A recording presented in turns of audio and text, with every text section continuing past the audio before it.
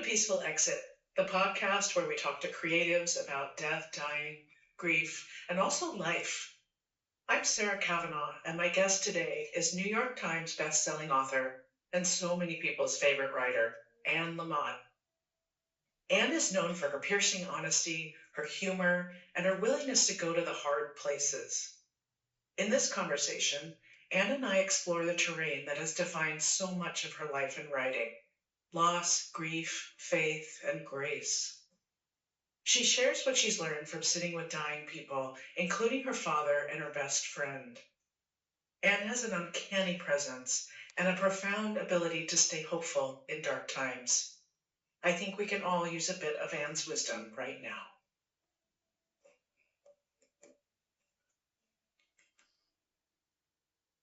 Hi, Sarah. Hi, Annie. It's so nice to see you. You too. Welcome to Peaceful Exit. I'm getting over a cold, so forgive me. But I'm writing some comments to share at my father's celebration of life this weekend, and I just wondered if you're willing to share your story about him.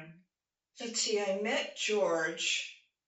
I'm not sure what year it would have been, but I think my son was about 8 and he's 36 now. So that would be 28 years ago at the Sun Valley Writing Conference. And we bonded and he liked my sense of humor. And I remember I did a fundraiser. There was a terrible famine in a particular African nation, and now I can't remember which one. And I raised a couple $1,000.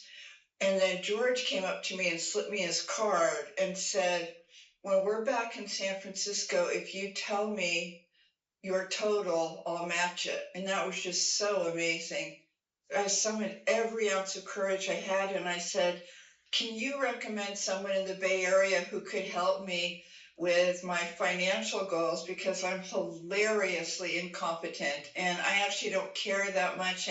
But I had a son and I wanted to do right by him and all that. And so he put me together with these two guys. And, I just owe so much to your dad, but I'll never forget that. He kind of sidled up to me, slipped me his card and said, when we're both back home, call me and tell me how much you've raised and I'll match that. Well, I'm so grateful to you too that you were there for him, like in a time of real grief when my mom died. Yeah. Well, before we talk about your new book coming out this year, I wanted to tell you that, a personal story. Like several years ago, at the end of the last century, when you published Traveling Mercies, I read it at a time when I really needed your voice and your stories. And I wondered if there's ever been a book in your life that kind of came at the right time for you. So many books, and especially poetry. I remember when a collection of Jane Kenyon's poems, which was so much about grief and dying and living and in whatever your current shape was, and the freedom you could find even if your body was failing, and the grieving process with which she was so familiar. I can't remember which collection it was, but I love her so much, Mary Oliver. And I remember also people thrusting some Denise Levertov poems into my hands at just the right time, where I just couldn't believe how profoundly they spoke to me. On this podcast, I talk a lot to poets because it seems like in dire times, we often turn to the poets who can somehow articulate that, somehow crack that open. What was your first encounter with death? Well, besides pets dying, when I was little, we always had pets, and pets always died, and it would just feel like the end of the world. But when I was 6 years old, my grandfather passed, my father's father, and I had really loved him. That would have been the very end of the 50s, and you never, ever brought up death. It was so unseemly. Then my father got very sick with brain cancer when I was 23. And a friend died in college, but I was very drunk and couldn't drink my way. I would drink my way through my 20s. My dad got sick when I was 23 and died when I was 25. And that was really, I've written so much about it. I wrote a book called Hard Laughter, my first novel, that didn't include him dying. But when he was diagnosed, it was a metastasized melanoma, and he was not going to be surviving that. all I can say, it was the end of the world. Our father was the be all and end all. He was like our higher power. And so I had to, even though I was drinking a lot, I had to try to survive the end of the world. When he got sick, I did what one does. I'm sure you do this too, Sarah. You go to the library to try to find people who've written books that are in any way similar to what you're going through. And there was just nothing about death. He gets sick in 77. I'm 23. And I went to the library, and there was exactly one book about death. It was by a great English novelist who I loved, and it was a journal of her chemotherapy. I read that 10 times.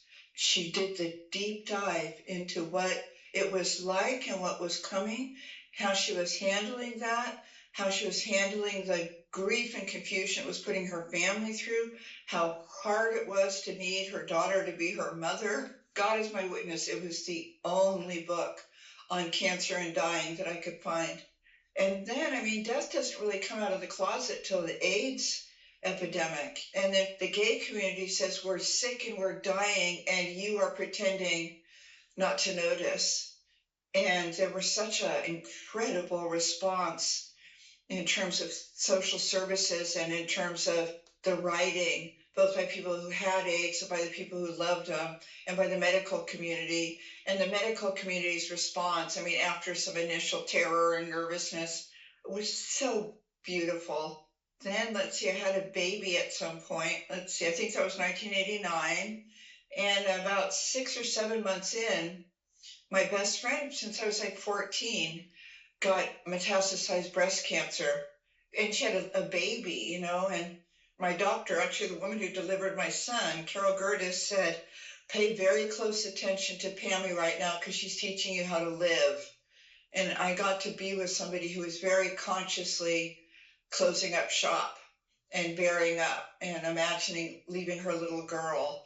There was an organization, there still is, in our town called the Living Dying Project that Dale Borglum started. And it was about people who had some training going into families where someone was going to die and being there both for the person who was so sick and for the family members, and said there are really ways to change yourselves so that you don't have to pretend your father or your child is not as sick as he or she is. And there are ways to have an awakening that will mean your person and your family can experience the dark night of the soul and experience the resurrection and experience that grief never ends and experience that it won't be so acute, it will turn into something else, that you won't want it to end because you are so open and permeable, your heart's open in the aftermath. And that's one way that they stay alive, is you're experiencing that with George right now, that they're, after a little while, they're so alive again. And if you sealed off your heart, then they wouldn't be. I'd do anything to keep my people alive in my heart. I so wish I'd had that conversation when my mother was sick. Yeah. She had cancer for a year and nobody knew like how to talk to her or what to ask her or even find out what she wanted. So I'm curious why you wrote a novel about that experience with your father. Was it too hard to write nonfiction? Is that why you chose? So I was young. I thought of myself as a novelist, and I wanted to be a novelist. And there was someone in the extended family who I couldn't stand. And so I couldn't really write about her in nonfiction. I had to really change that dramatically. Also, I think I couldn't bear the fact that my father never was going to heal from his melanoma. And so I wanted to write about it in a way where there was some chance that he might come through. The miracle for me was that he was alive and coherent long enough for me to sell it and for him to read it. And I wanted to write it in such a way that it would be a joy for him to read it. What's been revealed to you during the time that you've cared for dying people? It's just such an honor. It's funny, a little bit off the subject, but when I first met my husband in 2016, I had a close family person and family I was helping through a death and an impending death, and he was a hospice volunteer.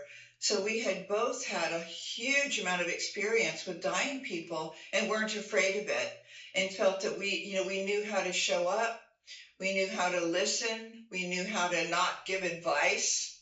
What's usually appropriate is listening and not running away and hearing what is needed and asking if they can let you offer that to them. And it's such an honor. For some reason, I guess because I came through my dad and Pammy, so many people, 20 people have asked me to be there for them after they've gotten the bad diagnosis, and their families have wanted me to be a part of the experience because I'm not afraid, because I'm a very friendly face and I'm not in terror. I've had a lot of experience with it. And what I've learned is that towards the end of life, people aren't talking and sharing and thinking about all of their great accomplishments. Like I'm sure your dad was not obsessed with his professional life, that people are thinking about the love that they felt, they received, the miracle of having been so deeply loved and having had a few people that they loved beyond their wildest dreams. It's just funny. I mean, dying people do teach you how to live because we're so raised to think about our accomplishments and having people really admire us, respect us, be jealous of us, whatever. When all is said and done, it has nothing to do with the depth and wealth and richness of a life. It has to do with just the qualities of love and the beautiful memories, the memories of the places you've been, probably with the people you love. That's one of the most profound things that I've learned.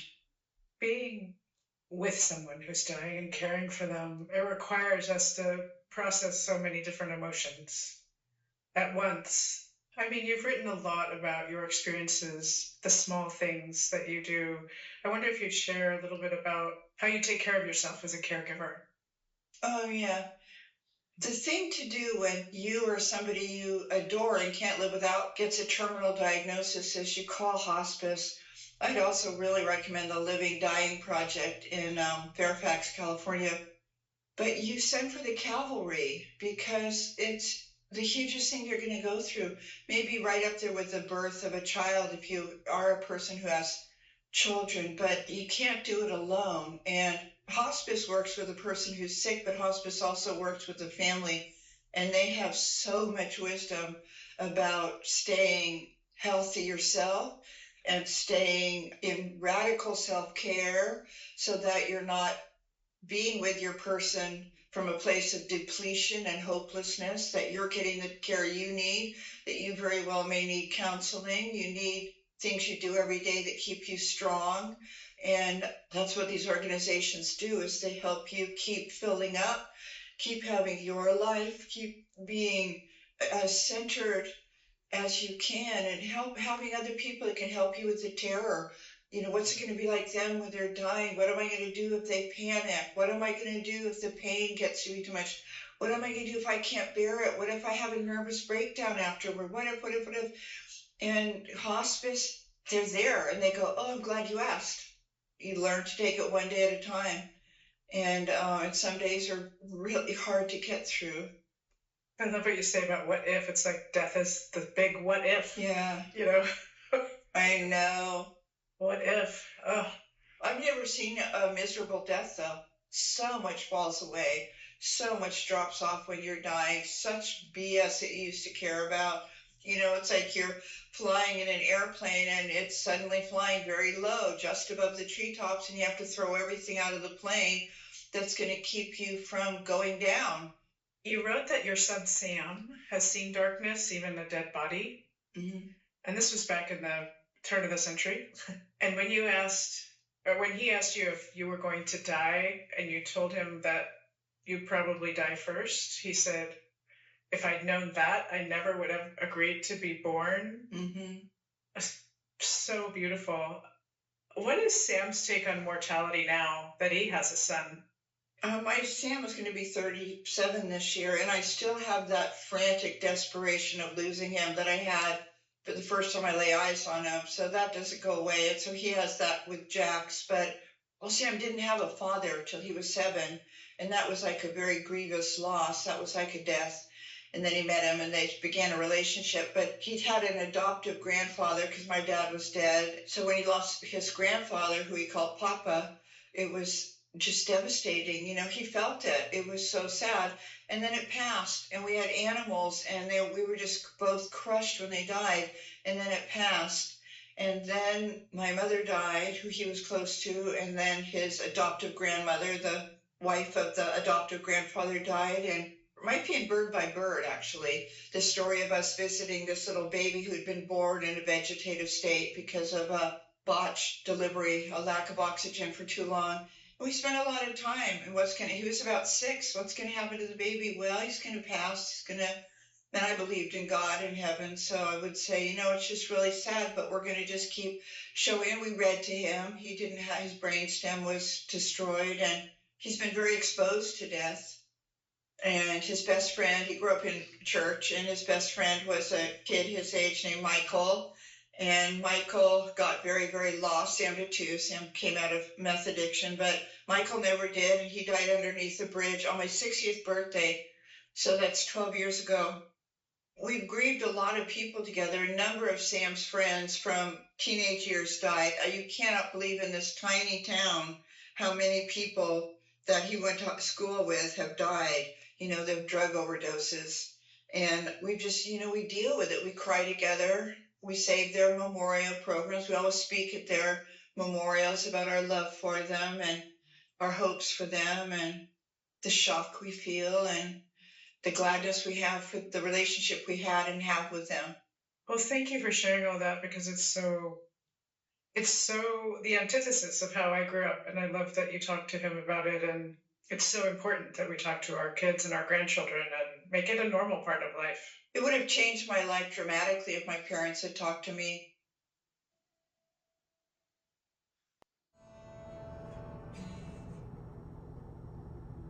The opening of Dusk Night Dawn, it centers on the feeling of now what in a world that feels joyless, hopeless, faithless.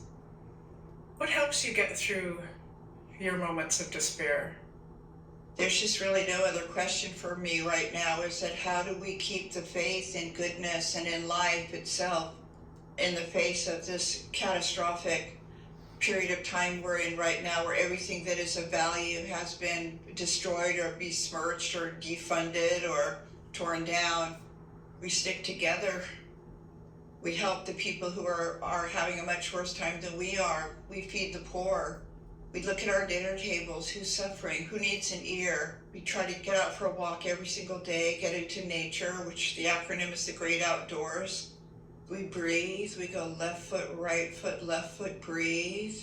And we read poetry, and we do what we can. I've said this story so many times, but when Bill Wilson was getting AA off the ground, he had a priest friend who was not an alcoholic named Father Dowling. And one day Father Dowling said to Bill, "Sometimes I think that heaven is just a new pair of glasses."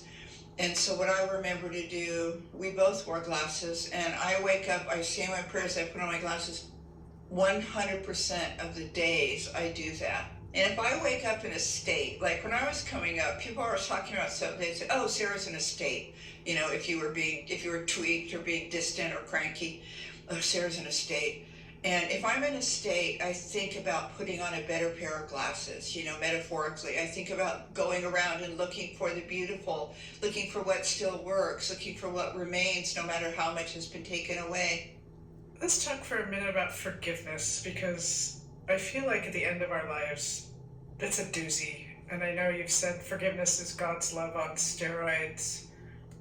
Are you still waiting patiently for several people to come to you begging for forgiveness? To come crawling back to me, I believe is what I said. I'm still kind of waiting, but not without much energy. I have a really dear friend, David Roach, and he's you may know of him. He's the monologuist, ROCAG, and he's the pastor of a church he founded called the Church of 80% Sincerity. And I just live by that. And 80% forgiveness is a small miracle, just a small miracle. And I work on forgiveness, and I have gone around systematically and made sure that I've forgiven and been forgiven. And I put energy into that, and I put more energy than anywhere else into forgiving myself, which I think is the hardest work we do, for all the things we failed, for all the time we've squandered, for all of the really stupid decisions we made. And I work on that. I work on being incredibly friendly and forgiving with myself. And then with other people that might have done something really significant to me, or that I might have really significantly injured, probably during my drinking days, I've made amends. And that has been very painful to go and to say, I don't expect for you to forgive me, but I want you to know how grief struck I am whenever I think about what I did to you and your family. And if there's any way I could ever make it up to you, believe me, I'm right there. My son said something that was so profound, I thought, when he was a teenager, a young teenager, he said, when somebody forgives you, it's so incredible because they've had to re-experience what you did to them. Wow, so true. Your writing features a lot of musings about grace. What does grace mean to you, and where do you find it? And how do we think about grace in the context of grief and death? So it's this very sneaky love energy that sneaks in through a crack in the turtle shell when you're at your absolutely most helpless and clueless. I've always described it as being spiritual WD-40, where you have that long, thin red straw at the end, and it gets into the places where we're so clenched and doomed. And it spritzes us with this stuff that loosens up the clutch and the clench. We see grace wherever we see generosity, whenever we see forgiveness, whenever we see the fruits of the Spirit, which are sacrificial love, which are people grieving and not pretending that they're okay when they're not okay, people being real. The ancient Greeks called God the really real. When we see people at memorial services and they can't be comforted, I see grace there. And when a family has endured the end of the world and I see them resurrect, we see grace there. When a community has been devastated by a shooting or a closing of a plant or a fire, and they are surrounded by helpers and drivers and cooks and coffee makers and sitting with you people, I see grace there. I just see it everywhere. So how, if at all, did getting married at 65 change your view of mortality or your fear surrounding death? Now I know that if I die first, that he will help me in my transition and while I'm on the path of sickness and death. And I know that no matter what happens to him, I'll do the same. My son would always be there for me as I would be for him, but it's great to have somebody who's not your kid, who's on deck. Getting married just made me feel that now I have a partner in death, and if he gets sick before I do, it will be the end of the world, but I have the tools now to help somebody cross over. Ram Dass famously said that he thinks the reason that we're here at all is to walk one another home. And I know Neil will walk me home and then I will walk him home, whatever order that happens in. In all the interviews I've done, there's a real difference between talking to someone who's 69 or younger and 70 and older. It's a really interesting inflection point at 70. Yes, it is. I'm 60, so I have a decade to go, but I just wondered, has your relationship with death changed? Well, as I said, when Neil and I met, I was 60. Was I 61? Yeah, 61. He was 60. We had both been so involved with death and dying that we're talking about our memorial services on our second date because we both wanted Ripple to play by the Grateful Dead, and we were talking about death on our second date because it's just part of it's like such a huge part of our spirituality. Is that, as my dad said, we're all on borrowed time here, and it's good to be reminded it changes how you live. And yeah, 60 is so young. And I felt at 60 that I was still really young. And I feel at almost 72 that I'm a very young 72. I'm very athletic and very plugged in. And, my skin looks like hell, but I don't really care. I don't care as much anymore. I used to care what my butt looked like, and now it's the farthest thing, most of the time, the farthest thing from my mind. So many people have died in the last 10 years since I was your age.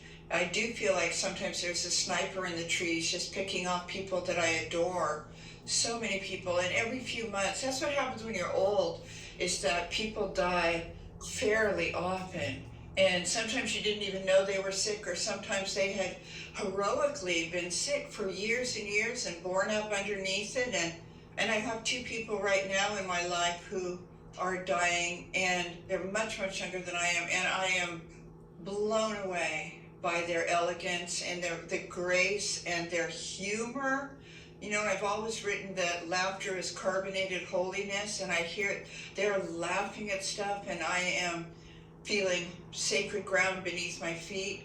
I've been pretty calm about death for a really long time, and I don't know. The thing is, no one knows how long they're going to live. Do I have 5 more years? Will I die at 77? Do I have 10? Will I be 82? 90 makes me nervous. I have seen a lot of really heroic 90-year-olds. An old man, Jesse, down the street passed last year, and I loved his life. And he walked past my house every single day. We talked, and he was in deep gratitude for the beauty of the day. You know, there's a bumper sticker I've seen that says, I saw it in Texas, of course, it says, "We don't know what the future holds, but we know who holds the future." And I'm very, very plugged into a daily walk with God as I understand God, and so I don't feel like I'll ever be alone, even in the dark of night. But the best advice I could give to anyone of really any age, except for little, is to start to get comfortable with this aspect of our life, with us, that we're mortal and we will die. Every single person you love, literally more than life itself, will die. Maybe before you, maybe after you, maybe they're going to have to bury your death, and it's going to be heartbreaking for them, or it's going to be heartbreaking for you. That's the price of love. When I fell into the abyss, when my dad died, that was sort of, even though it was the end of the world, that was when my life began. That's like, wow, that is what happens to people, and he was a person. Are we well attuned to listen for hope? You know, I've written a whole book on hope, so I'm sort of probably plagiarizing myself, but it's about that new pair of glasses. You know, you can intentionally decide to see what still works, what gives you hope. The beauty of nature always fills me with hope and reminds me of these cycles of life. Art gives me hope. I'll read a book, I'll see a painting, and I'll be so moved, and that feels like hope. It'll be vibrational in me. Something inside of me, deep inside of me, will stir, and that's hope. So no, I don't think we're naturally attuned to it. I think hope can be a decision.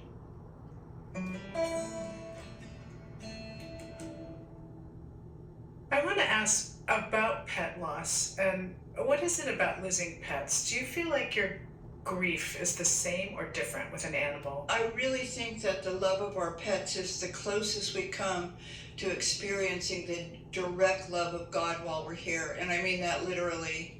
Our cat, who's an indoor cat, was missing for 24 hours just a few nights ago. And I felt like I was being strangled by terror. She's young, she's not even 2, that she wouldn't come back.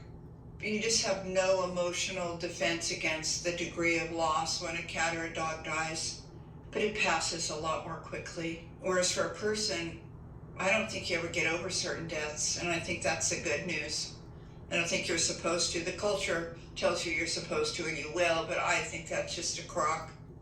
Well, if we shift back to humans for a minute, watching your friend Karen, who is very, very sick and dying, you wrote that you were struck by how to notice your own life force now, rather than be consumed by fear. What does this idea of life force mean to you? Well, when somebody is breathing, they are having one kind of life force. And when they're no longer breathing, they are, it's like the Jewish, may their memory be a blessing, but when they're no longer breathing, their life force is disseminated into the world, into the hearts of everybody who loved them, into all of the things they wrote or gave you, or always made you laugh about, or always reminded you, the photos that you have, it's disseminated. But Carolyn Mace, who wrote Why People Don't Heal and How They Can, she said something 30 years ago that I live by. She said, every day you get $100 in the account. And I think of that as a life force account, and you get to spend it however you want to. Everything costs, though, so that you can get together with somebody who you really dread spending time with because you're feeling codependent or whatever, and you get to do that. You get to have a meal with them. That might cost you $18. So suddenly you have $82 worth of life force. So you're gonna make yourself go for a walk even though your knee hurts because you're feeling fat. That might be another $15. And we all are going to squander a lot of our time and our life force doing stuff that we swore we'd never do again. But a lot of the time, if you can just remember, you're here and this is it. It's here now. I often wear a little red rubber band around my wrist, a loose one. And when I'm tripping too much on the future or the past or grievances or terror, like I'm really, really very anxious about publication, I will gently snap the red rubber band, really gently, not like in a punishing childhood way. I'll gently snap it so it'll make me gasp for breath, and then I'll be back in the now. I'll be back in my breath. I'll be back in my beingness. Well, I'd love to ask you a question I ask all my guests, which is, what does a peaceful exit mean to you? Oh, wow. A peaceful exit means that I have been awake for whatever the process involved, that as in my earlier years, did not just keep hitting the snooze button, that I was able, probably because of grace and the blessings of great friends, able to bear the uncomfortable. The great exit for me will have a hospice around with their incredible wisdom, both for me and to help the family, so I don't have to help my family be okay with it. But I can help me be okay with it. I can experience it. Ideally for me, I'll be writing about it. As I said, I've written a lot about death, and I've written that I'm not particularly afraid of it. I mean, I'm a Christian, so it's just a very major change of address for me. But I want to be present for it. I want to be in the memories of love. I want to be free of pain, which is why I would love for hospice to be around. Because of the modern era, because of your podcast, because people are talking about it, and there are workshops, and there are classes, and there is hospice, and there's been a great consciousness raising about death and dying. That's what is available for us now. And that we don't have, in my experience, we don't have to fear it. My best friend's 23-year-old son passed a couple years ago, and she came through it. And sometimes she still cries. I think it was 4 years ago. And she still aches for him. And she still feels him all the time around her. That's to me like the end of the world.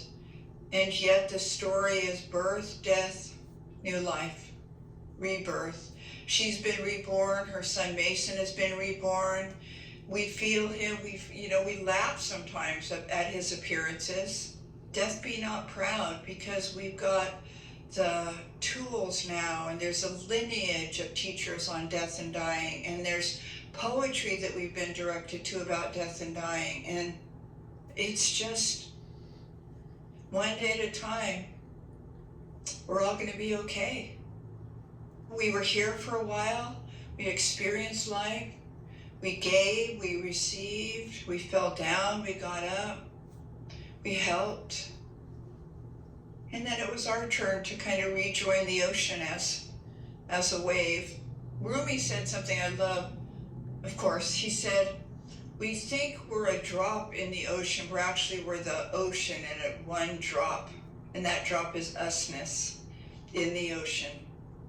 All of life, and that includes our passing, our death, going on to whatever awaits us.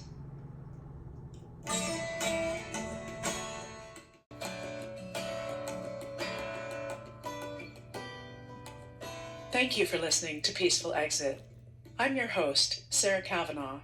You can find us on Instagram at A Peaceful Exit and on YouTube at Peaceful Exit Podcast. To learn more about this podcast and my work, please visit peacefulexit.net. You can also send us an email and let us know what you thought of this episode, or share an idea for a new episode. We're at peacefulexitpodcast@gmail.com. Our senior producer is Julie Camphor, and our sound engineer is Jason Gambrill. Additional support from Cindy Gall and Sierra Austin. I have an amazing team. Original music provided by Ricardo Russell. Please make sure to follow us on YouTube, Spotify, or Apple Podcast, and rate and review us wherever you listen. It really makes a difference. And please tell your friends about Peaceful Exit. As always, thank you for listening.